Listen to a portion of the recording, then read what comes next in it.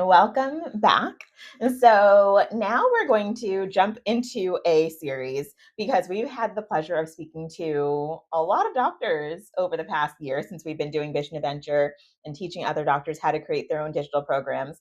And we keep seeing a lot of the same questions. Yeah. So we thought it would be a really good idea to have you guys kind of hear the answers to the questions that might be burning Floating in your around. hearts. Exactly. So if one doctor is asking the question, then chances are that there are dozens of others who are wondering the same kinds of things. And so, of course, instead of having to tackle one by one on every call, we're going to practice what we preach and we're going to record what we know and spread it all to you. So every episode, we're going to be answering the biggest questions, some of the most common questions that we get from the doctors that reach out to us and that we reach out to. And we're going to be sharing those kinds of conversations. And so today's question is probably the biggest one of all. Will digital vision therapy destroy what makes vision therapy so effective? And I think that this is the one that we wanted to start with because I think that this is the one that's really inside of all of us. Like, what does digital vision therapy actually really mean? And if you've been following our channel or watching our webinars or joining any of our challenges, you know that we are 100% dedicated to the future of vision therapy and making sure that people have access to high quality, optometrically delivered vision therapy. And most of the practitioners that do vision therapy do only vision therapy or like pretty much only it. Like, we've dedicated our entire lives to vision therapy. We're so grateful for the other professions that are helping to fill the gaps because there aren't enough of us. But it is also our responsibility to fill the gaps ourselves as well, because other professionals went into other professions to do that profession. And now they're needing to pick up what we're not doing because there's not enough of us. And the ones who are practicing, we have long wait lists. It's very expensive, it's time prohibitive. It's the distance. There's a lot of reasons why patients are having trouble getting the care directly from us. And thank goodness for OTs that are there. But they do OT. And if we can help them by doing the vision therapy part, then they can do the best OT possible.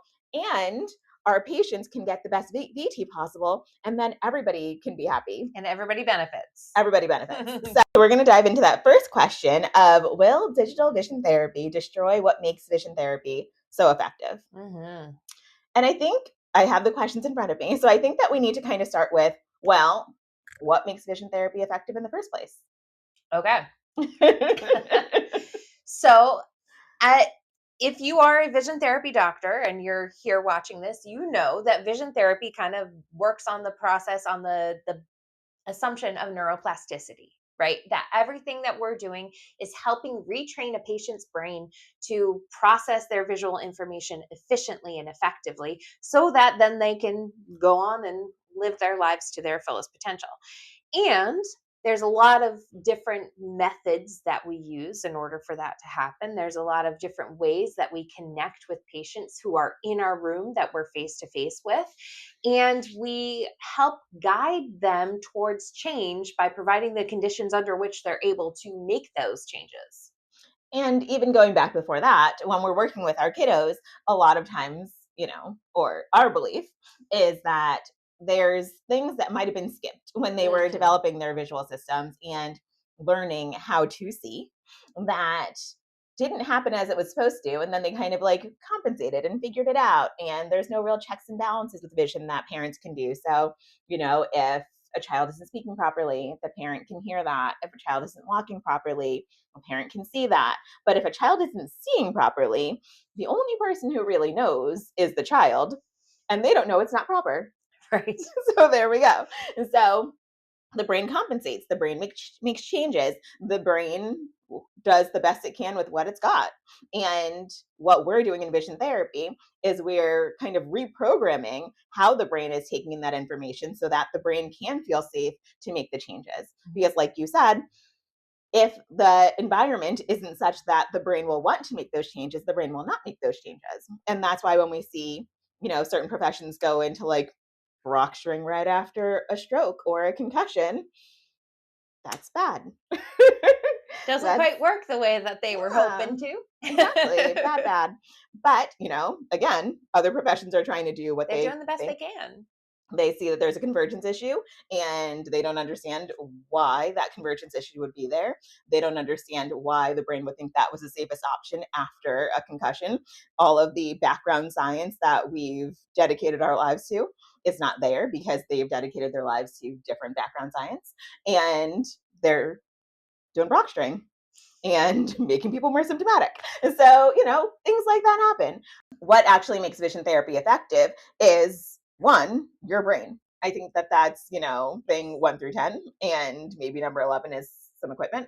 But really, it's your brain. It's all of the research, all of the clinical trials or things that you've experienced in your office that have landed you in the position where you can look at a patient, you can look at their findings, and you can know exactly how to get them from point A to point B. That is what makes vision therapy effective.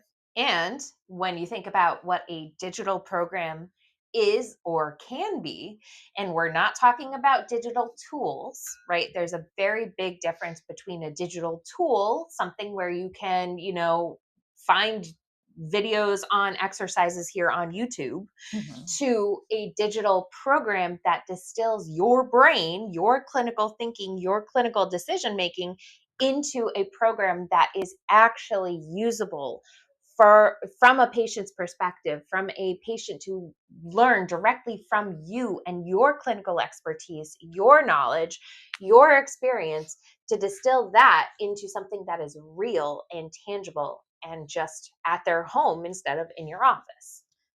So then that brings the other question. There are programs. There are Mhm. programs that are videos, and we can go in and we can program and say, these are the exercises I want them to practice this week or Yeah. this month. Yeah. So why would I actually need to create a digital program? Because that's already created and that takes my team like 10 minutes, whereas you're telling me that this is going to take me 12 weeks. Yep. Yep. It takes your So tell me 10 about that. it takes your team 10 minutes every week for every patient. We have, a staff member, a virtual assistant specifically assigned to our patients who are in our office, who then use our digital tools at home to carry through their programs at home for their practice. And that still limits you to the people that you have your hands on, to the people who can get into your office for an exam, to the people who can afford your exam, to the people who are within your geographical area who can travel the 2 to 3 hours that it takes because you're the one provider in your 2 to 3 hour radius. And And also, even with that list of exercises, I'm a mom, mhm, and my daughter was in PT for a bit, and they gave me printouts. I was in mm. for all of her sessions, and yes, don't know where those printouts are, I was going to say, you you know. really learned a lot. Um, They didn't get tossed in the back seat of the car with the three other kids. exactly. Like the only exercises I did were the ones that I completely understood why we were doing them. Mhm. And I only understood why we were doing them because the physical therapist looked at me and explained to me why we were doing it. The other ones that she was like, oh, you can also do this or whatever. I don't, those are on a piece of paper somewhere. And yeah, maybe there could have been a video, but like that would require me to press play on that video, which probably wouldn't have happened. So I think that, when I, as the parent, understood the direct correlation between what my daughter was experiencing and how this exercise could help it from the practitioner themselves, I could do the exercise and I could get her to do it. And it Mhm. made sense to both of us, and we moved on with our lives. When it seemed like an extra exercise that maybe like made her leg stronger, it's like, okay, but she also does ninja and she also does gymnastics and she also does cheerleading. Like she's good, she's strong, we're good. Um, so when we think about our parents and our patients in our office, a lot of times we hear like, oh, well, we didn't do the depth perception exercises because like he was playing catch with his dad. And it's like, well, that is good as well. And also that's different than doing eccentric circles. But if they don't understand why eccentric circles is going to help them with depth perception and why depth perception even has any sort of impact, or eye teaming has any sort of impact on reading, it's going to be really hard to get them to practice it. So like maybe you'll have those A+ students, and I'm an A+ student and still didn't do it, but maybe you'll have one of those A+ students that those parents are just going to go and make it happen. And maybe they'll do that for the entire course of vision therapy. God bless them. I don't know if we've met that parent. There have been a few that have come close, but there's many who say that they do. Yeah, oh yeah. And they package that Brock string right up so neatly back in the back. You would never know it was ever used. I was going to say, it's almost like it's never been used. It's crazy. It's very, very meticulous. But every anyway, so we have patients who might do it and might do it for a bit. But if you're not explaining, you as the doctor are not explaining to the patient why they're doing it and how that is going to directly impact their life, that no longer is a priority for them. And so we have so many doctors that are complaining about compliance, and they're like, oh, well, how do you know your patients are practicing? And how do you know if they logged in and if they did this and if they did that and if they did that? Once the parent understands why they're doing it, or once the patient, the stroke patient recovering understands why they're doing it, or once the teenage driver understands why they're doing it, there's not a question of compliance anymore. And that's what we found with our with our digital programs, that they understand so wholly why they're doing the activity that there's no question as to whether or not they're going to do it. So that's why our success rate with the digital programs is so high, because it's almost as though they're in my exam room every single time they log in. Mm-hmm.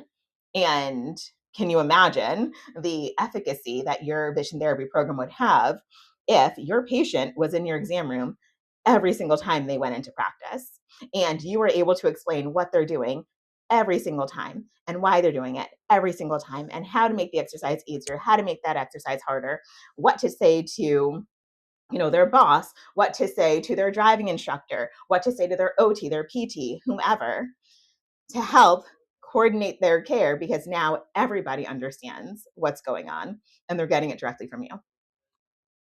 That's the magic. So to answer the question, will this destroy your vision therapy program or the future of vision therapy? No, this is actually what's going to preserve it. This is actually what's going to get your patients the results that they desire without making that.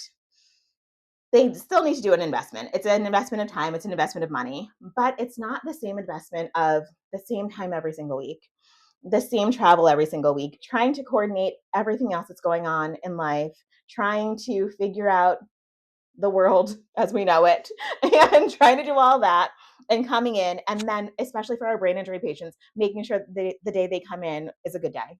Mm-hmm. That they have a ride, that they... Exactly. So that was our first question, and we look forward to answering more. Stay tuned for the next episode. Let's get building.